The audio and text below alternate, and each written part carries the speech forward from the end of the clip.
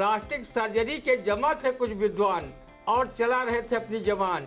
एक बोला मैंने एक लंगड़ी को टांग लगाई थी, वो ओलंपिक दौड़ में पहली आई थी।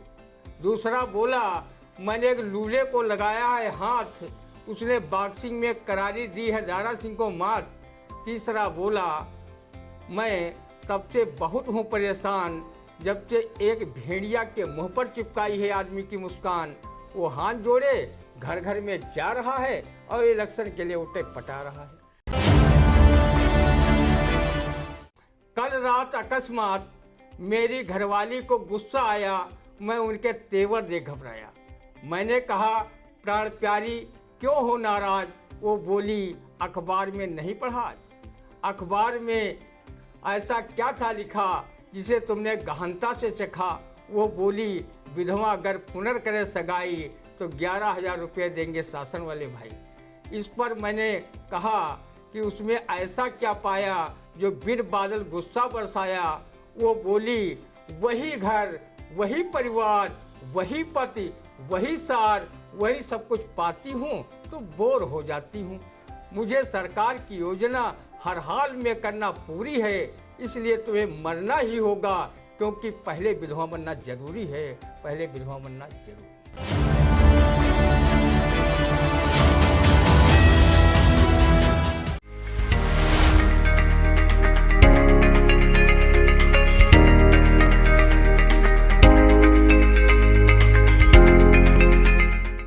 नमस्कार, आप देख रहे हैं आई इंडिया और मैं हूं उदय चौहान। हमारे साथ मौजूद हैं वरिष्ठ पत्रकार एवं रंगकर्मी ज्ञान प्रकाश सिंह प्रतीक, और हम लोग एक बार फिर हाजिर हैं आई इंडिया का खास साप्ताहिक प्रोग्राम रंदा लेकर। आज के प्रोग्राम की शुरुआत हम जिस खबर से करने जा रहे हैं वो अपने आप में बेहद अनूठा मामला है, क्योंकि ये मामला अभी कुछ दिनों पहले मीडिया में भी सुर्खियों में छाया रहा और इसको लेकर काफ़ी कयासों का दौर भी चला। तो आज की पहली खबर, प्रदेश में बढ़ी माधुरी से माधव, पंकज से पिंकी बनने की चाहत। लिंग परिवर्तन से पूरी कर रहे मन की चाहत 1.5 दर्जन से अधिक लोग करवा चुके सर्जरी, इनमें अफसर से लेकर व्यापारी तक शामिल। इस पर आप रंदा की टिप्पणी सुनिए। चिकित्सा विज्ञान के इस चमत्कार का लाभ दर्जनों लोग उठा चुके हैं। ये अभागा रंदा ही चूक गया है, अभी तक उसका लाभ नहीं उठा सका है। चलो देखते हैं लिंग परिवर्तन कराकर इस जन्म में ही महिला पुरुष लिंगी होने का लाभ उन लोगों की तरह रंदा भी उठाने की कोशिश करता है। कोशिश सफल हुई तो एक ही जन्म में स्त्री पुरुष दोनों होने का सुख प्राप्त कर लेगा। प्लास्टिक सर्जरी के विद्वान वाकई में कमाल कर रहे हैं। वो सर्जरी से माधुरी को माधव तथा पंकज से पिंकी बना रहे हैं। रंदा को मिस्टर से मिसेज बनाएंगे, ये तो सर्जरी के बाद ही पता चलेगा। चिकित्सा विज्ञान में थोड़ा और चमत्कार हो जाए, महिला पुरुष दोनों लिंग के लोग एक ही व्यक्ति में फिट हो जाएं, तो रंदा को और ज़्यादा खुशी होगी।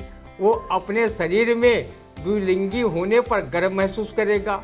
वो दोनों अंगों का आनंद केचुए की भांति लेगा। दुनिया में ईश्वर ने अकेले केचुआ में ही नर मादा वाले दोनों अंग एक साथ बनाए हैं। उसे वंश वृद्धि के लिए अलग से नर या मादा की आवश्यकता नहीं होती। अगर ऐसा चिकित्सा विज्ञान ने चमत्कार कर दिया तो बाबा गुरमीत राम रहीम, नारायण साईं व बाबा आसाराम जैसे लोगों को भविष्य में महिला के शीर हरण में जेल नहीं जाना पड़ेगा। धारा 376 व 354 अस्तित्वहीन हो जाएगी और संतानों को अलग अलग मम्मी पापा कहने का झमेला भी नहीं रहेगा। चिकित्सा विज्ञान के प्लास्टिक सर्जरी वाले विद्वानों को रंदा तभी से नमन करता है जब से उन्होंने अपनी उपलब्धियां जो बखान की हैं उनका गुणगान किसी कवि ने काव्य रूप में किया है। प्लास्टिक सर्जरी के जमा थे कुछ विद्वान और चला रहे थे अपनी जवान। एक बोला मैंने एक लंगड़ी को टांग लगाई थी, वो ओलंपिक दौड़ में पहली आई थी। दूसरा बोला मैंने एक लूले को लगाया है हाथ, उसने बॉक्सिंग में करारी दी है दारा सिंह को मात। तीसरा बोला मैं तब से बहुत हूँ परेशान, जब से एक भेड़िया के मुंह पर चिपकाई है आदमी की मुस्कान। वो हाथ जोड़े घर घर में जा रहा है और इलेक्शन के लिए उठे पटा रहा है। जी बिल्कुल सकारात्मक और सटीक टिप्पणी। हालांकि विज्ञान ने बहुत तरक्की कर ली है, लेकिन प्रकृति को चुनौती देना यकीनन अपने आप में एक चिंताजनक बात है। हमारी अगली खबर, वृंदावन में राष्ट्रपति रामनाथ कोविंद ने कहा कि विधवाओं को मिले पुनर्विवाह का मौका। इस पर रंदा की टिप्पणी आपने। विधवा पुनर्विवाह का रंदा भी प्रबल पक्षधर है। उसने समाज में विधवाओं की हीन दीन दशा देखी है और द्रवित भी हुआ है। देश के प्रथम नागरिक रामनाथ कोविंद जी ने विधवाओं के पुनर्विवाह को प्रोत्साहित किए जाने की जो बात कही है, रंदा देश की 140 करोड़ जनता की ओर से उनका शुक्रिया अदा करता है। आपने समाज सुधारक राजा राम मोहन राय की विचारधारा को आगे बढ़ाया है। उन्होंने विधवा पुनर्विवाह के लिए लॉर्ड विलियम बेंटिंक से सिफारिश की थी। विधवा पुनर्विवाह को प्रोत्साहित करने के लिए तत्कालीन मुख्यमंत्री कल्याण सिंह ने अपने दूसरे कार्यकाल में 11,000 रुपये प्रोत्साहन राशि दिए जाने की योजना चलाई थी। रंदा को अगर अच्छी खासी प्रोत्साहन राशि मिले तो वो भी विधवा बनने की प्रैक्टिस शुरू कर दे और पुनर्विवाह का लाभ अर्जित कर ले। जिस समय तत्कालीन मुख्यमंत्री कल्याण सिंह ने विधवा पुनर्विवाह हेतु 11,000 रुपये प्रोत्साहन राशि की घोषणा की थी, उसी समय रंदा के लेखक ने व्यंग्यात्मक लहजे में एक कविता लिखी थी, जिसे वो रंदा के दर्शकों के समक्ष प्रस्तुत कर रहा है। कल रात अकस्मात मेरी घरवाली को गुस्सा आया, मैं उनके तेवर देख घबराया। मैंने कहा, प्राण प्यारी क्यों हो नाराज? वो बोली, अखबार में नहीं पढ़ा। अखबार में ऐसा क्या था लिखा जिसे तुमने गहनता से चखा? वो बोली, विधवा अगर पुनर्करे सगाई तो 11,000 रुपये देंगे शासन वाले भाई। इस पर मैंने कहा कि उसमें ऐसा क्या पाया जो बिन बादल गुस्सा बरसाया? वो बोली, वही घर, वही परिवार, वही पति, वही सार, वही सब कुछ पाती हूँ तो बोर हो जाती हूँ। मुझे सरकार की योजना हर हाल में करना पूरी है, इसलिए तुम्हें मरना ही होगा, क्योंकि पहले विधवा बनना जरूरी है, पहले विधवा बनना जरूरी है। सीतापुर जिले में 730 बच्चे मिले अति कुपोषित। कद व वजन औसत से कम। आंगनवाड़ी केंद्रों पर पंजीकृत बच्चों की जांच में सामने आई हकीकत। इस पर रंदा की टिप्पणी आपने। अति कुपोषित व कद वजन औसत में 730 बच्चों की तरह रंदा भी अति कुपोषित है। अगर इन कुपोषित बच्चों में रंदा का नाम न हो तो उसे भी बढ़ा लेना, क्योंकि आंगनबाड़ी केंद्र अधिक पोषाहार पाने के चक्कर में फर्जी बच्चों का नाम भी पंजीकृत किए रहते हैं।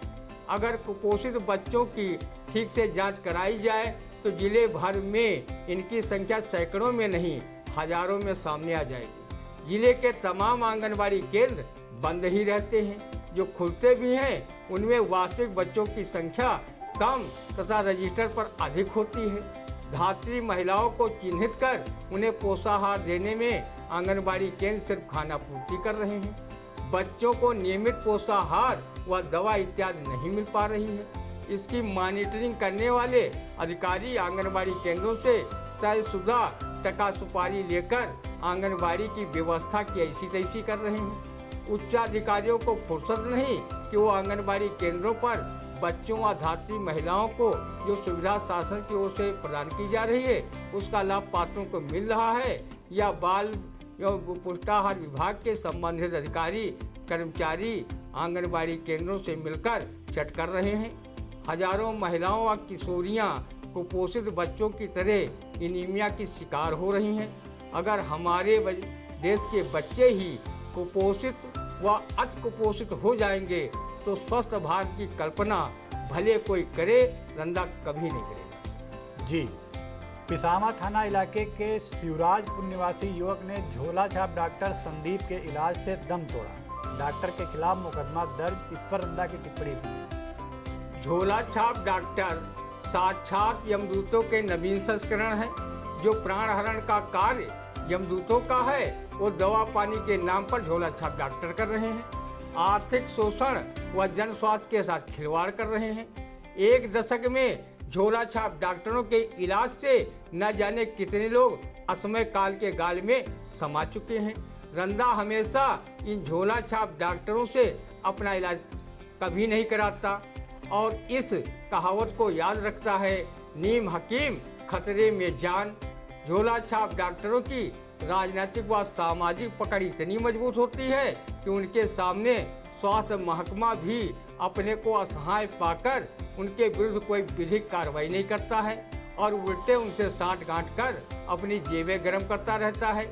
जिले में झोला छाप डॉक्टरों की संख्या करीब 17,500 से अधिक बताई जा रही है। बहुत से झोला छाप डॉक्टरों ने स्वास्थ्य महकमे के अधिकारियों से साठ गांठ कर बाकायदा क्लिनिक व नर्सिंग होम तक चला रहे हैं। झोला छाप डॉक्टरों की बढ़ती संख्या इस बात की गवाही दे रही है कि सरकारी अस्पतालों में ठीक से मरीजों का इलाज नहीं हो पा रहा है। लाल पीली गोलियां तक नसीब नहीं हो पा रही हैं। स्वास्थ्य उपकेंद्रों के चिकित्सक व पैरामेडिकल स्टाफ व CSC PSC के अधिकारी कर्मचारी अक्सर गायब रहते हैं। किसी अस्पताल को तो वार्ड बॉय चला रहे हैं। बरसों पूर्व माननीय सुप्रीम कोर्ट ने झोला छाप डॉक्टरों के विरुद्ध कार्रवाई किए जाने का आदेश दिया था, लेकिन जिले में झोला छाप डॉक्टरों के विरुद्ध कोई कार्रवाई अभियान चलाकर नहीं की जा रही है।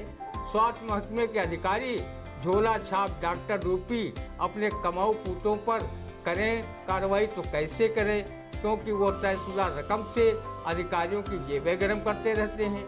रंदा जिला अधिकारी अनुसूचित से अनुरोध करता है कि वो झोला छाप डॉक्टरों के विरुद्ध अभियान चलवाकर कार्रवाई कराएं, ताकि रंदा जैसे लोग झोला छाप डॉक्टरों के इलाज से असमय राम को प्यारे होने से बच सके। जी, नायब तहसीलदार सदर और पुलिस फोर्स की मौजूदगी में चला अभियान। ग्राम पंचायत पीतपुर के जिंदबाबा के पास स्थित तालाब से हटवाया कब्जा। इस पर रंदा की टिप्पणी सुनिए। प्रशासन की इस कार्रवाई से रंदा खुश हुआ, लेकिन प्रशासन अगर तालाबों की ही जमीनों पर कब्जा न होने देता तो आज तालाबों से अवैध कब्जा हटवाने में उसे दिक्कतों का सामना नहीं करना पड़ता। हर गाँव में तालाबों की संख्या इतनी अधिक थी कि अगर उन पर कब्जा न हुआ होता और उन्हें पाट न दिया गया होता तो किसी सरकार को मॉडल तालाब व अमृत सरोवर खुदवाने की आवश्यकता ही नहीं पड़ती। वर्षा का जल इन तालाबों में संचय होता, वाटर लेवल दुरुस्त रहता। माननीय सुप्रीम कोर्ट ने कहा था कि 1952 की स्थिति में तालाबों को बहाल रखा जाए। अगर सीतापुर का प्रशासन माननीय सुप्रीम कोर्ट के इस आदेश का पालन करता है तो उसे अपने विकास भवन को भी धराशायी कराना होगा, क्योंकि वो भी तालाब को पाट कर बनाया गया है। पूरा अम्बेडकर नगर मोहल्ला क्रिकेट तालाब पर बसा हुआ है। खोपपुर, आदर्श नगर, पांडे नगर के तालाब पाट कर इमारतें बना ली गई हैं।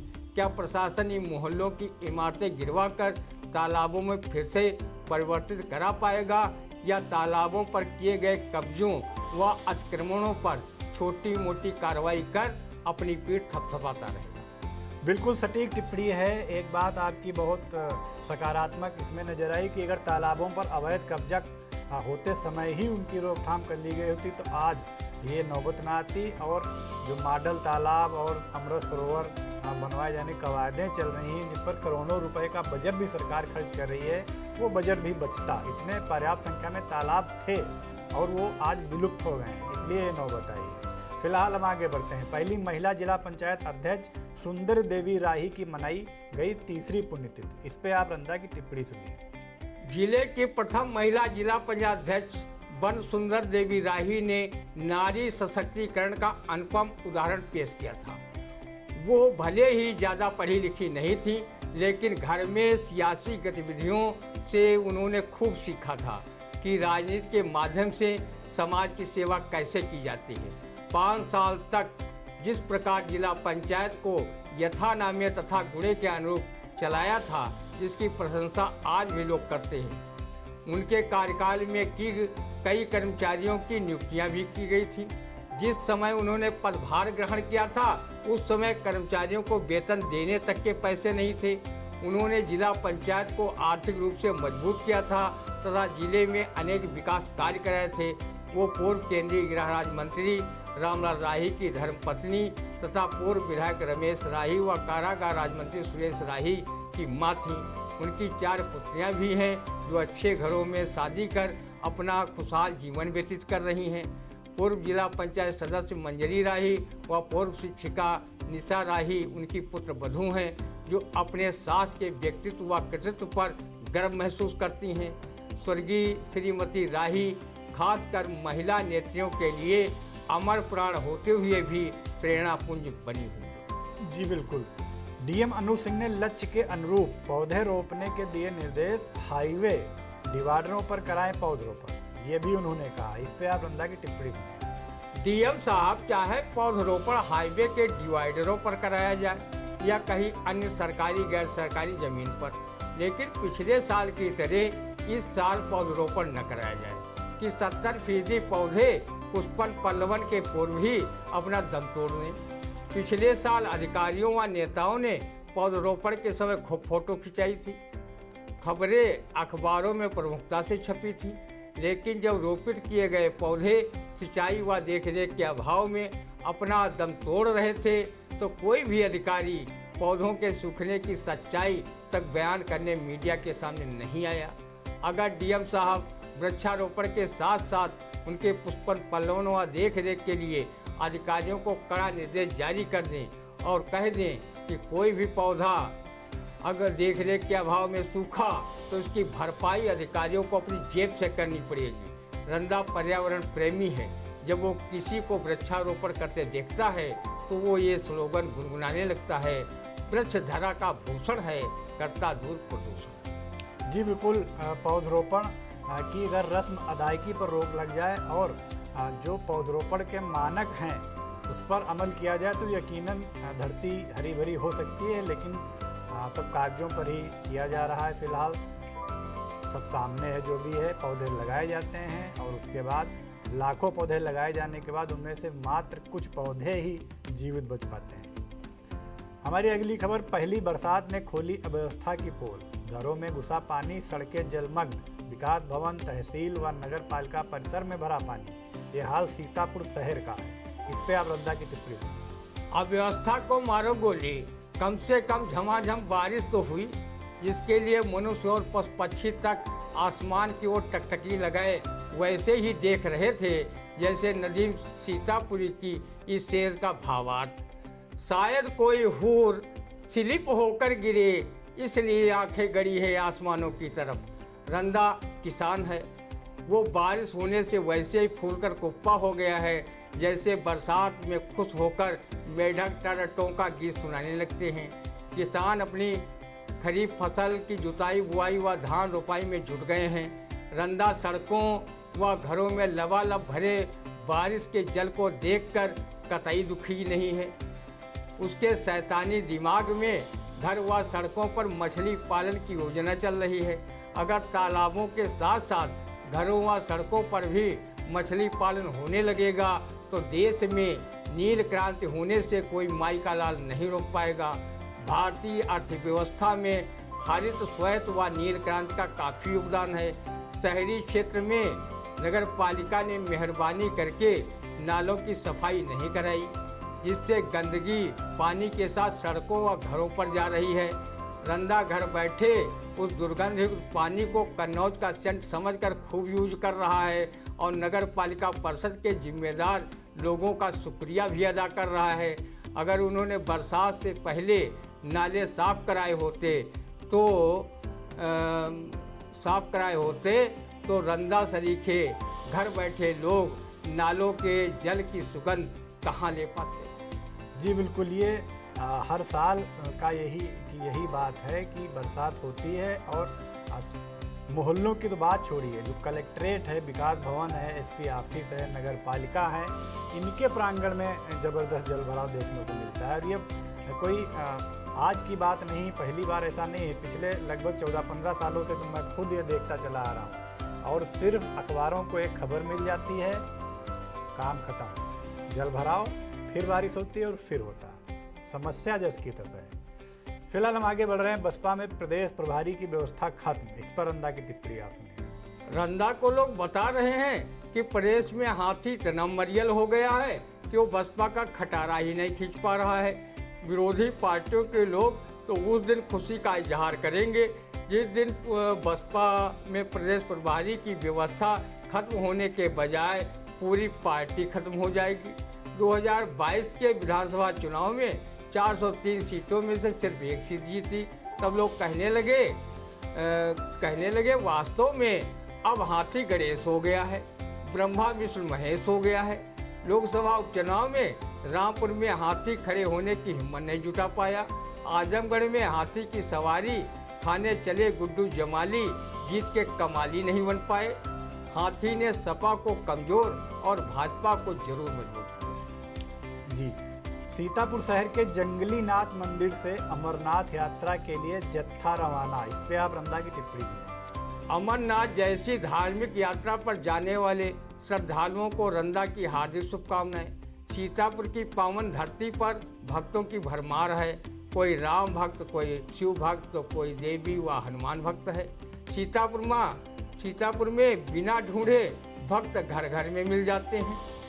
रंदा 33 करोड़ देवी देवताओं तथा 140 करोड़ भारतीय जनमानस का भक्त है। रंदा अमरनाथ बाबा से प्रार्थना करता है कि वो अपने भक्तों को मन वांछित आशीर्वाद देकर सीतापुर सकुशल भेजें। रंदा आपके सम्मान में गायक महंत कुमार के स्वर में एक गीत गा रहा है। चलो अमरनाथ, चलो अमरनाथ, चलो अमरनाथ भाई, अमरनाथ में कट जाती है धर्म की कठिनाई।